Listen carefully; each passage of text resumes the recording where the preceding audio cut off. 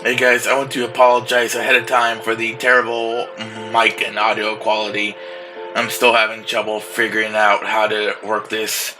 Um, I was using my headset I normally record with. I just couldn't get the gain volume sound to lower for some reason, and you can barely hear my voice. And this one, my voice is a little bit too loud, and the audio kind of sucks. So I'm gonna try a different headset next time whenever I may be able to find it. So yeah, let's start episode 7.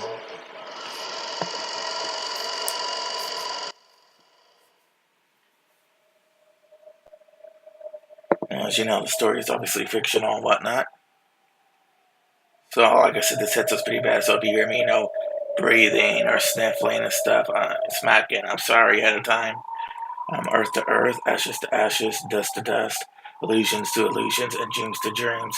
Your dream is something drawn in the sand between the coming and receding waves. Something so fragile that's why I blank every time a wave comes. So the heartless might sneer, saying that drawing such things is useless and meaningless. However, no wave will ever come again to wipe away the dreams she drew, and now that final beautiful dream of hers will not appear for all eternity.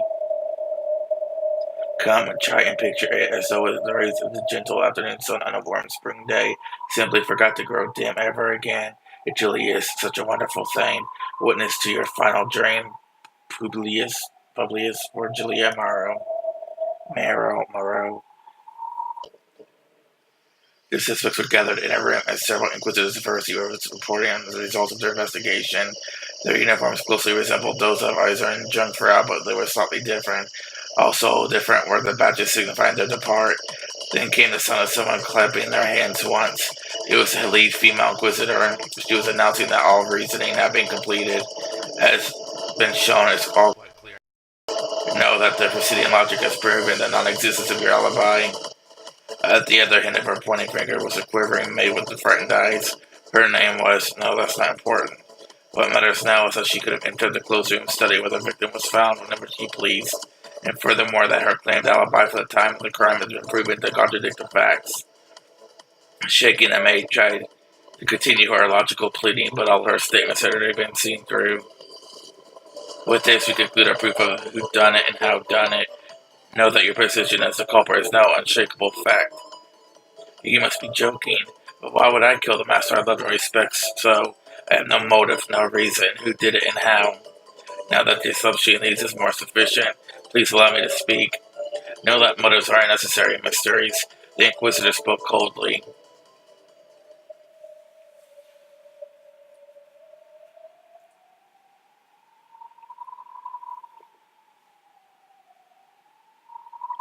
After finishing, Virgilia stepped back from the coffin, which lay on an altar bedecked with many beautiful roses.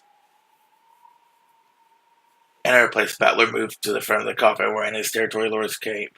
Though the cape was supposed to represent dignity and majesty, it somehow made Battler look smaller. Battler held a book with a majestic body in his hand. It was a game record that had just been written, or perhaps it was a tale, a game, or else a fragment. Written in it was a dream that would be more enjoyable for her than any other. Battler pressed against his forehead and contemplated for some time. Then he kissed it, and it lay gently in the coffin. It rested upon her chest. She looked like a little girl clutching her favorite stuffed animal she drifted off to sleep. This is the sole tale I have to offer to you. This tale will shut up with you in your coffin for all eternity, so no one will be able to read it except for you there in your coffin. Shut it away in that cat box, the only unchanging and infallible eternal tale.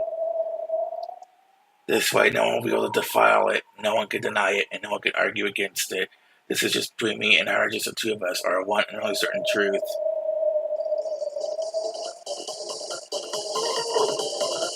Those bastards. A man dashed through a town wrapped in twilight.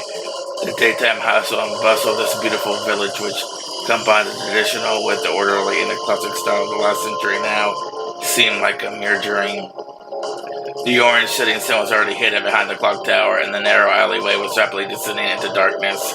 As the gas lights began to turn on, they only made the darkness of the twilight stand out all the more. The man sprinted. There was no time. He had to hurry. He'd had several experiments to do and things had to check, and it all taken longer than he expected. Yes, there's no mistake here. The who done it and how done it are more than enough in the mystery genre. The mystery genre, the motive, or the why done it is the given lowest priority. To have murder, you need a culprit, and he needs to commit the crime. Motive isn't required for that, so it's usually the most ignored element. In fact, these days, there are even some who call it unnecessary. If you find the culprit with nothing but the why done it, that's no mystery. That's propaganda. However, just because of the fact, it doesn't mean you can neglect the motive, the heart.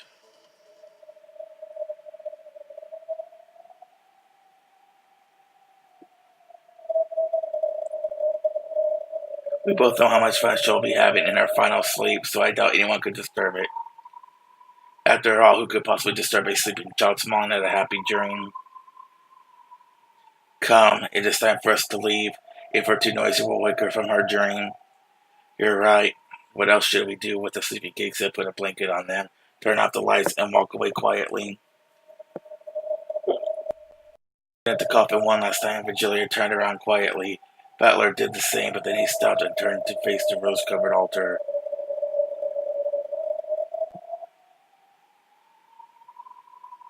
Butler offered up his final words within his heart. As long as those words didn't leave his mouth, no one would be able to know what they were.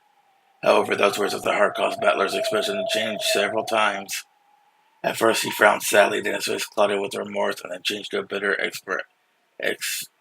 exasperated smile. It flashed in several varied expressions. Then the final expression that crossed his face was surprisingly a gentle smile. Something rose to Butler's lips. However, he bit it back down. There could certainly be no words to describe the many feelings he skipped in his chest. To say anything out loud would probably be crude. Butler understood this and stopped himself from speaking once more with a wry smile. Thank you. While I have done nothing to deserve your gratitude, I'll leave the rest to you. After seeing Virgilia not back at him, Butler turned away from the altar one more time and left the chapel. Virgilia also disappeared, and with that, all disturbances that might have interrupted her blissful sleep had vanished. The inquisitors of heresy listened with calm, though scornful gazes. They listened to the frantic babbling of the maid accused of murdering her master. However, nothing she said could bury the fault in her own alibi. They were all mere emotional arguments. I loved and respected the master so much. I had no motive for killing him. No matter how much she spoke, it only made her look more and more like the floundering true culprit, struggling pathetically. The requirements for the whodunit and howdunit had been satisfied. As for the whydunit, the motive, the heart, no matter how much she spoke of gratitude for her master, who had graciously given her a job when she'd been left by the wayside after various misfortunes, it didn't help her case in the slightest. Therefore, her motive didn't matter. All that could just be squeezed out the culprit afterwards. An inquisitor of heresy took out a roll of parchment and held forth, cutting off the maid's soft in protest. This is how you committed the crime. Know that this indictment has been received by the great court and that your arrest has been approved. Here is the warrant for your arrest. Motive is unnecessary. Know that such a thing is completely extraneous to the matter of pinpointing the culprit. Please allow me to speak. Know that we of the SSBD possess methods of forcing unrepentant criminals to reveal the truth.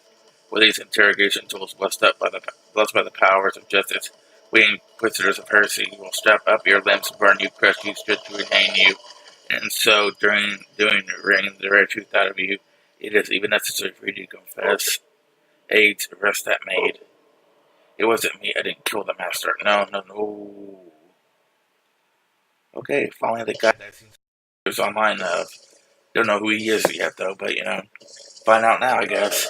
Hold it right there. You got the wrong culprit. A man kicked the door open. The inquisitors were all shocked at the sight of him.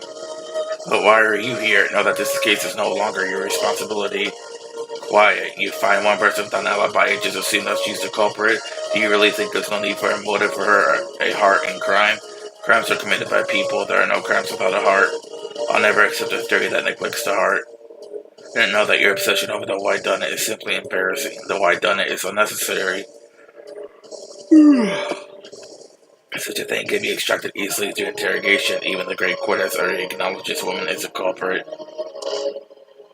True, the Great Court does assume that everyone besides the maid has an alibi, but that's just because they heard you say so, and they've mistaken your overconfidence and conceit for wisdom. If any one of the other suspects lose their alibi, your evidence so far proves nothing. Just look how pathetic some of these other alibis are. The I'll chime in at exactly the right time. Did that dog by the back door bark at everyone? So you managed to prove the maid's alibi false. Congratulations, but does it end there? It may have been possible for her to do it, but she doesn't have any motive at all. Are the alibis for the other absolutely perfect? This maid wasn't the only one with a false alibi. You have to keep on searching if you want to find the others.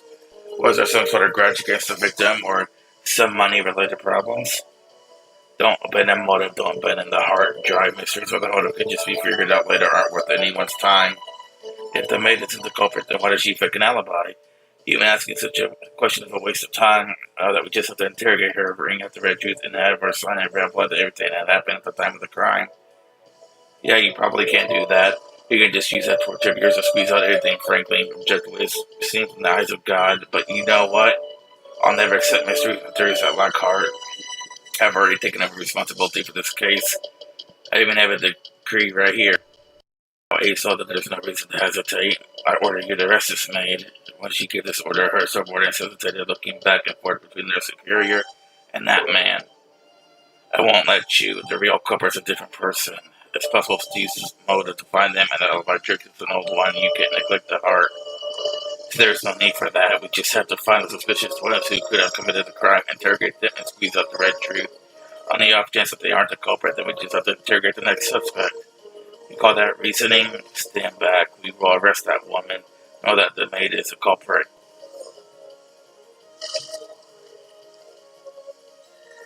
It is forbidden for a servant to be the culprit.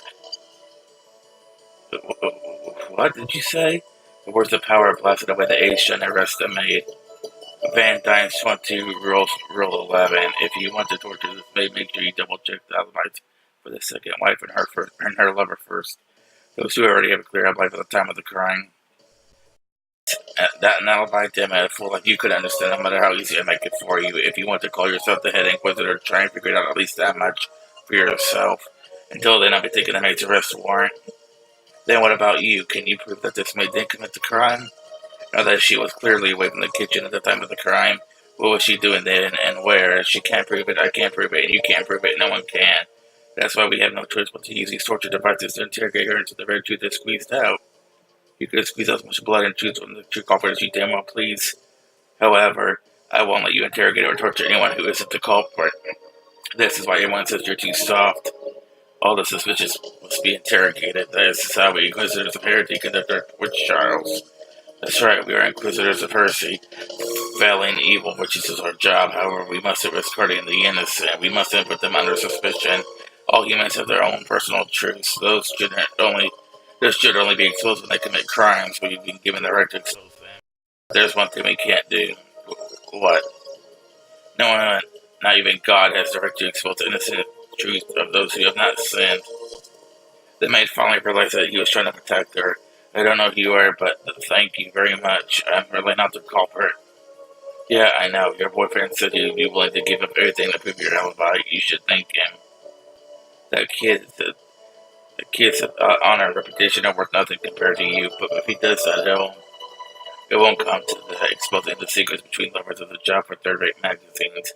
That's not mystery. I'll never allow for heartless reasoning. Then for the first time, the man stood next to him, relaxed, and he patted the maid's head roughly. I'm sure you two will be happy together. Still, meeting together in secret while a job is hardly praiseworthy. Try to keep that to a minimum. So thank you very much. Thank you so much. Those words were heard only by two of them. The man had learned of her innocence, which she could only be proven by exposing the secrets of a pair of young lovers, and he had rushed about in search of solutions against those trying to expose this by forcible means.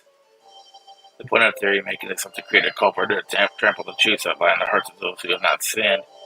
If you want to play the detective, don't neglect the heart. Otherwise, we're just intellectual rapists. Don't forget it. Ugh. When the man spoke, the Inquisitors no longer had any way to argue back. This man's name is Will, and yet that's not what everyone used to call him. Head Inquisitor of Heresy of the SSVD, the 8th District, represents the enforcement duty of the Great Court of Heaven. Wizard hunting right. This is the last thing I have to pass on to you guys. If you want to be the next wizard hunting right, remember it, no matter what.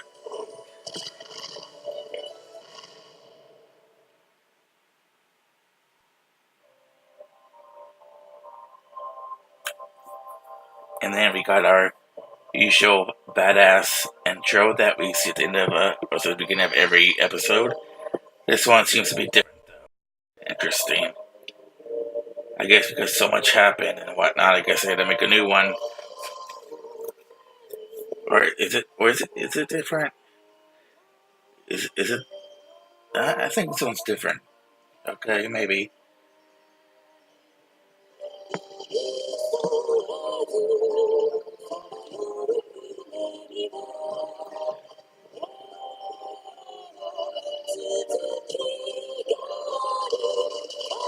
This seventh episode should be interesting. No more, no more Beatrice, probably. So yeah, this is a different intro for sure. Pretty cool. I mean, I kind of wish that these were the newer sprites in the intro, but other than that, this is a pretty badass intro.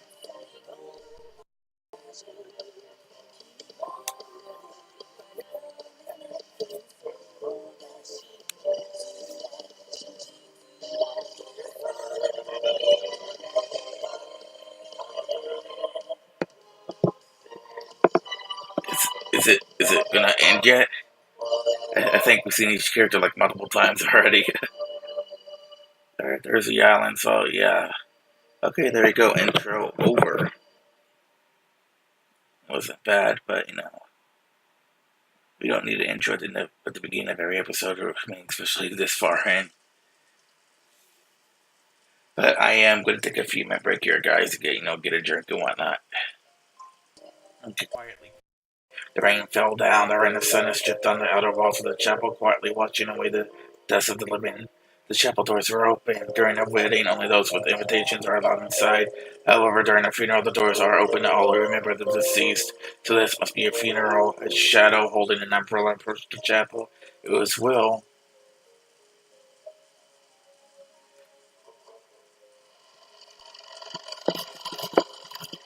A reception desk had been set up at the chapel's entrance.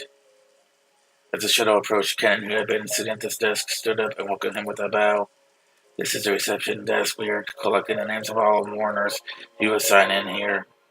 Sorry, but I'm not a mourner. I'm here to meet with someone.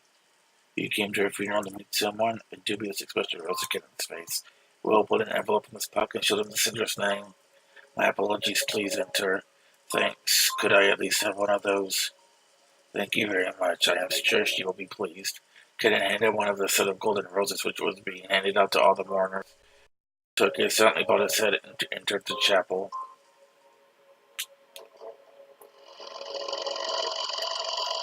Inside the chapel, several people who appeared to be the family of the deceased were gathered, and they all seemed to be recalling memories of the departed.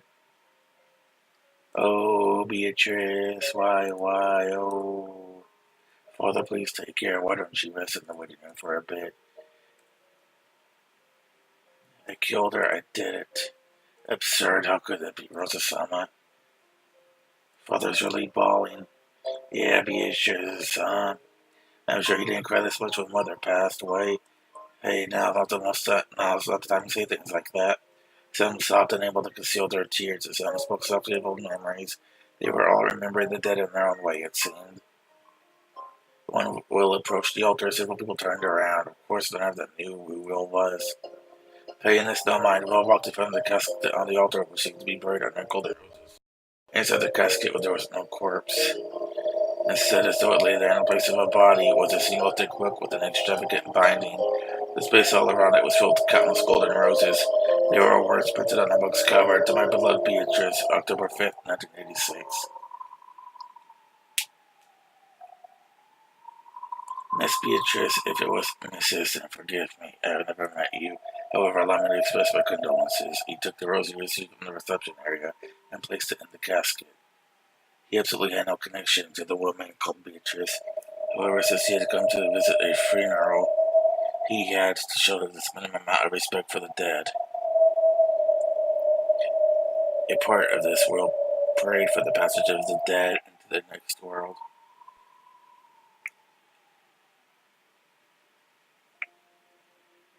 Pardon me, but who might you be? I am Ushamir Cross. I'm serving as the chief mourner. This is my child, Lion. Wait, what? Wait, what?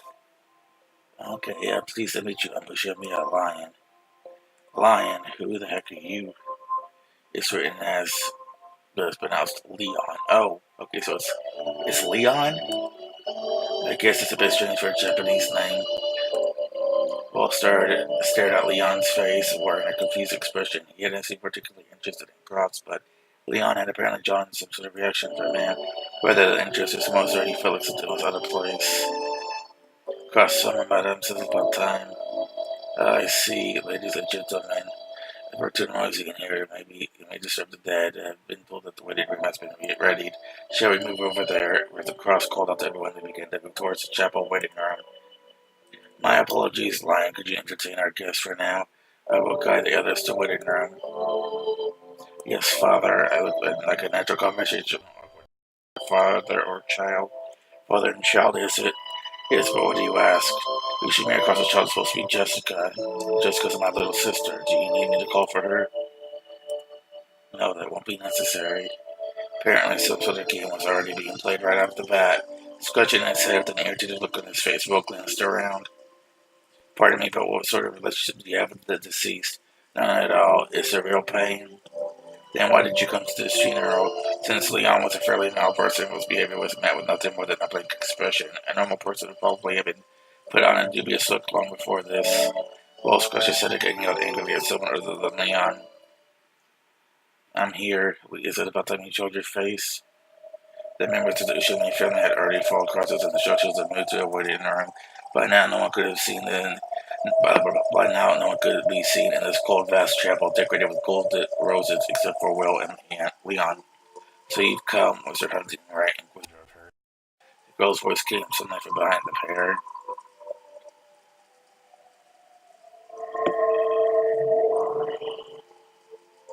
Huh. When Leon turned around and surprised, the girl appeared out of nowhere and jumped on top of the altar. She landed softly on the sacred funeral altar as though this was perfectly normal, crushing the golden roses under her shoes. Of course, Leon didn't know this girl. Just what on earth were all these people unrelated to the funeral popping up one after another? I'm already retired. If you have a job you need doing, go ask the new right. No, you're the one I want to ask. I'm giving this case to you. Did you read the tell I sent you? I skimmed it. I don't know who you are, but please get down from there. There's a secret altar. Step it every day. Leon told the girl to get down off the altar, but she ignored this completely. On top of that, Will kept on talking to the girl, so Leon wasn't even there. I hear this. Leon, who is that exactly? You've already heard who shut me up. Leon. There's no case of a person with that name appearing in any of the previous games. Is this your piece? No, it's a true and proper piece of this game board, a character appearing in the story. You're the game master. That means it's your piece. I've just mentioned Vito's cat box into a larger cat box. Leon is one of the pieces who has the possibility of appearing inside it. I see. In other words, it's your piece. It's a piece of place without would be the correct way to say it. So you're saying this isn't your subordinate like Erica. Erica, who's that? Erica's son? Don't try to understand, you'll just get a headache. Leon didn't have a clue what they were talking about, however, though neither person was familiar. It seemed clear that they both knew a lot about Ushio and their family. Hey, I don't know what you're two talking about anyway. Please get down off the altar. I guess this is a successor to the Ushio family headship. Even Leon was finally forced to speak in a raised voice so that girl continued to chat while casually standing on the altar. However, the girl ignored this completely. On the other hand, Will did show a reaction. The successor is supposed to be crossed. My father crossed me up in the head until I turned 20. Then I am to succeed the headship. First I've heard of this. Can you prove it? It seemed that even Leon was starting to get tipped off by now. That calm expression appeared to switch slightly. This is Assessor Silver Ring of the one equal. It is a proof enough for you. A silver ring. The golden head's ring has appeared several times, but I never heard anything about the silver ring. This assessor, I don't remember Crossroads ever wearing one of those. Hee, I'm glad. For someone who's just skimmed it, it seems you read it pretty well.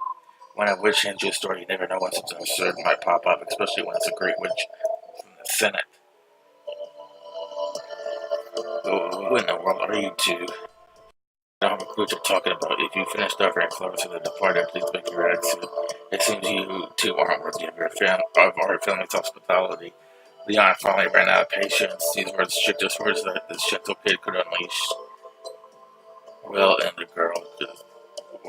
girl seemed not to care at all. I didn't come here because I wanted to. We're wasting time, so let's move onwards.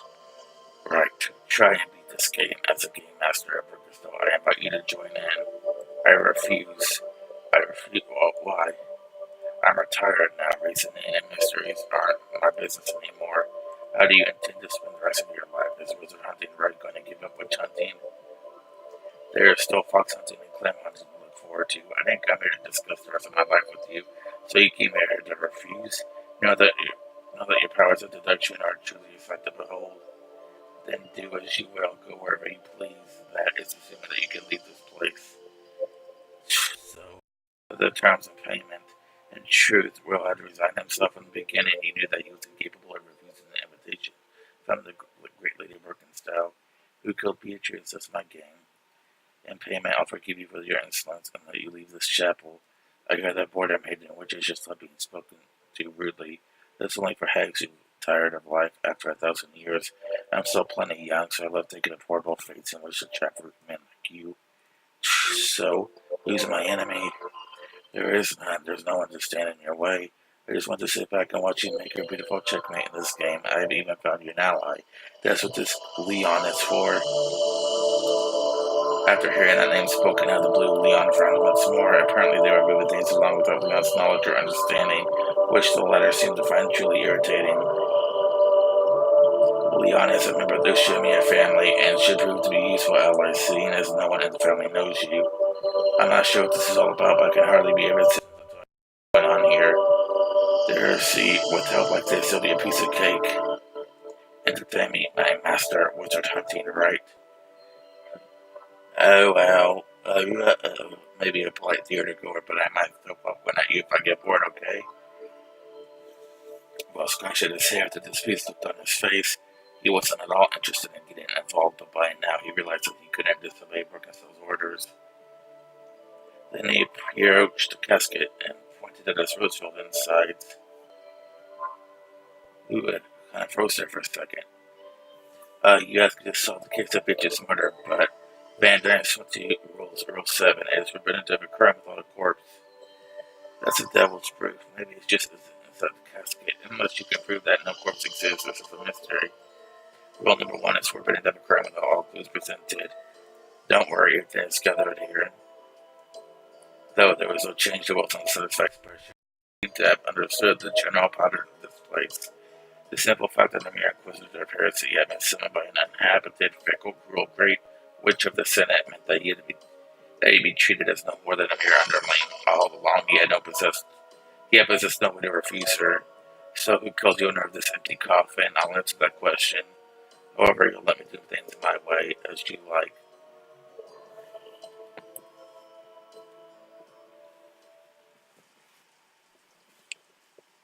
Alright guys, I'm gonna take another few minute break to get some more water. First up, I need to make you understand the current situation. Yes, that would be extremely helpful at the moment. Leon's expression seemed nonplussed, angry, and confused all at the same time. Over here, it'll be faster to see for yourself. Wonderful, please lead the way. Will signaled this chin for Leon to follow him and spun around. After snorting once in an unsatisfied manner, Leon followed him as though resigned to see Will's little show. As she watched them leave the chapel, Burgerstow sneered silently at them, a cold smile on her face. As the Umineko of the Great Witch I inspected a feather and something over as the Witch of Miracles by Burgerstow announced the start of this game. Its tale's title is Requiem of the Golden Witch. It's been a tale fitting for Bito's funeral. Well, now let's just see how you drag out the guts. She watched until the pair had left the chapel. Verkazel's form evaporated into the empty air. Just as she had arrived, all that remained was her unpleasant cackling.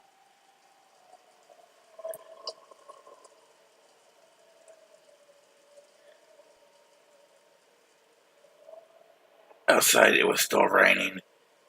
When Cannon saw the guest and his successor approaching the reception desk, he bowed deeply. Good work. You could take a break now, so would you mind leaving? Mm, Is Cannon? Yes, as you wish. Cannon bowed deeply and then disappeared. So you might remember the names of all your servants. Family has many young servants coming in and out, and they're usually replaced quite frequently. Well, now, what are you trying to explain to me? Who are you and what business do you have with this family? Of course, there's no need to convince me. Feel free to head on home if you want. There is no going home, not for me, not for anyone. Could you please give the arrest? Stop speaking confusing riddles like that all the time. You and I have limits to my patience. If you don't want to see you, if you don't want me to see you off, should I call Genji or Goda? Don't freak out. Look at this. Yes, I can see that. It's one of the memorial roses. Are you going to show me some kind of magic trick? Well, Will took one of the flower offerings and showed it to Leona, so pointing out that there were no mechanisms or tricks. Then he slowly lifted upwards. Watch. Yes, I'm watching. Is a dove going to fly out of it, or is it going to be flags and fireworks? Huh? Will through the rose. Anyone would have expected to fly in an arc and land in some puddle. It didn't, which was why Leon was struck dumb. The rose thrown by Will certainly had flown in an arc. It should have sped on rapidly through the air. However, as soon as it passed out from the Citadel East and was about to reach the rain, it stopped right in midair, as though the air surrounding it had turned into syrup. That wasn't all. As it hung in midair, the rose's beautiful golden petals began to darken one after another, and it became a black husk like burnt charcoal. And even after this happened, it remained suspended in the air. What sort of trick is this? Don't move. Leon had moved closer to try and touch the remains of the rose, which still hung in the air. Will had roughly blocked the way with his arm. It was as though he was telling Leon that leaving this place meant certain death. This chapel has been cut off from the fragment. We're currently locked in that concentrated loop. What do you mean by that? Explaining is a pain, so I'll just give you the short version. Basically, unless we play along with that witch's game, no one can leave this place. What? The funeral's already over. I'm sure some people will want to return to that mansion or the guest house. We can't be locked up in here. If you got a bone to pick with that witch is the one you're looking for. Being stuck in a place like this isn't any more pleasant for me. That girl's your friend, right? Make her stop all this weirdness. She's probably sitting in a spectator seat with a bucket of popcorn about now. She won't come if we just call her. What on earth is going on? That short incident described Leon's feeling at the moment. However, Leon had seen the rose roll through where they're innocent in the rainy darkness. Leon tried doing the same thing with another rose, but the effect was exactly the same. No one wants to use her own body to test his fears on something that could make roses crumble instantly. There's only one way for us to be released from here, along with Birkenstill's gang, even the one who's about to kill Beatrice. That's what she's telling us to investigate. If you could fill me in, this will go more quickly. That thick witch will be completely satisfied. You'll be able to get rid of the two of us if I have a date with Diana when I get back. If I keep her waiting too long, she'll start tearing at the sofa again. You killed Beatrice, you say. That's hardly something you should go barging into a funeral and asking the family about. Questioning the family is one of the basics of mystery genre. Just give up and accept it. I didn't know that Beatrice is the mentions of Ken's own family head. You really are a strange person. How do you know so much about this family? Are you sure you have no connections with us? Will knew this much about the Ushimiya family because Brooker still had showed him all the fragments so far. Of course, he had no sort of connection with the Ushimiya family himself. The very plan of his existence was on a different level. died a long, long time ago. According to the Genji, she passed away before that mission was completed, but the reason for her death is unclear. To be honest, this is the first I've heard about her being killed. Tell me about it. My name is Ushomia Leon. Willard, call me Will, for the first time while introducing himself. Their mutual introduction was finally complete, and Leon was finally able to talk with them on an even footing. However, Leon took a deep breath and looked up at the sky, wearing a big smile. Well, son, call me Will. I'll call you Leon. Well, to be honest, even I don't know much of this person called Beatrice. I see. I guess it's called a game for a reason. If only Leon could have told him everything and revealed the truth without any effort from Will, apparently things wouldn't be so easy after all.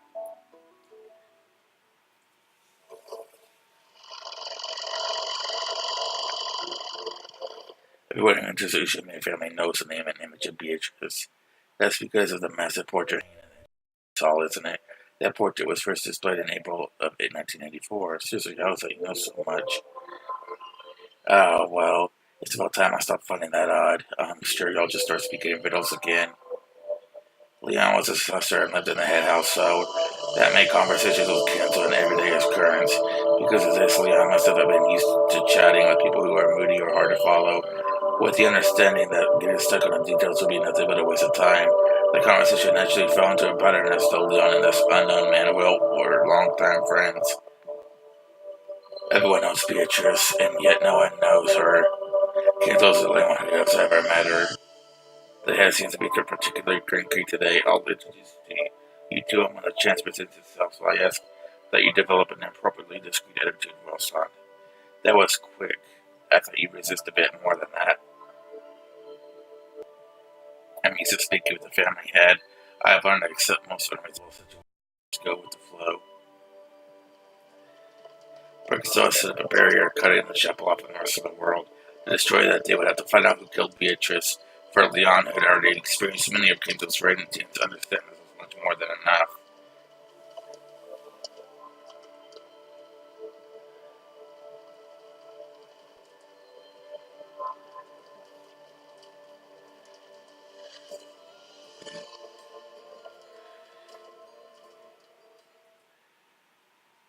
Okay, guys, I'm going to end the video here. Um, like I said, I apologize about the crappy audio quality and whatnot. I'm trying to figure this out, you know. Like I said, it wouldn't be so bad, but, you know, for some reason, the newer version of Bandicam I'm using is picking out my headsets as, you know, two different things now.